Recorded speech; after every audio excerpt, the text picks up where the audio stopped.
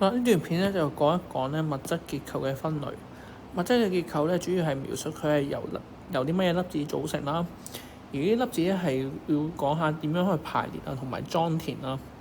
物質嘅結構咧同佢物理性質咧好有密切嘅關係㗎。咁喺讀化學裏邊咧，固體嘅結構可以分為以下四大嘅類別啦。咁呢四大裏邊咧，咁首先就係呢個簡單分子結構啦、巨型離子結構啦、巨型共價結構同埋巨型金屬結構。咁我哋會由逐個嚟開始講嘅。咁譬如咧，簡單分子結構咧，即係講緊一啲譬如一啲細小嘅分子啦。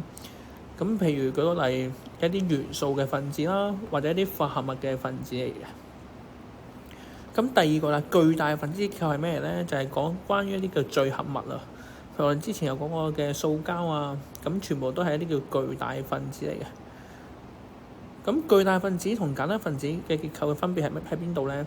咁簡單分子嚟講咧，佢哋組成嘅分子都係比較細小啦，可能2粒、3粒，可能唔會超過10粒。咁巨大分子嚟講咧，係可能超過咧10000粒嘅原子去組成嘅分子嚟嘅。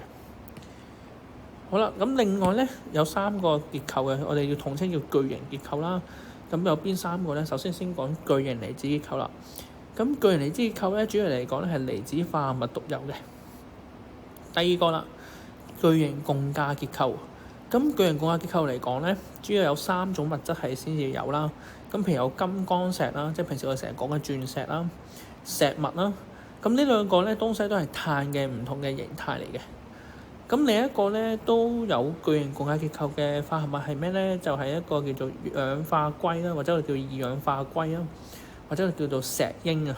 OK。第三種咧第三種嘅巨型結構咧就叫巨型金屬結構。咁巨型金屬結構咧主要係金屬裏邊先獨有嘅。咁同學你係要好熟啦呢4種結構啦。裏邊你要講得到，譬如俾個東西你即刻要分得到佢係屬於邊一種結構。譬如舉例金屬，佢就係巨型金屬結構。咁如果係離子化合物嘅，就係巨型離子結構。如果係非金屬嘅，主要有2種啦，分別係巨型共價結構或者簡單分子結構。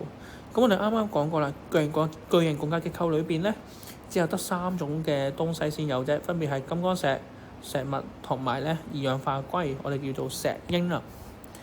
OK。咁其他咧大部分都可以歸納為簡單分子結構啦。如果佢係聚合物嘅，就係巨大分子結構啦。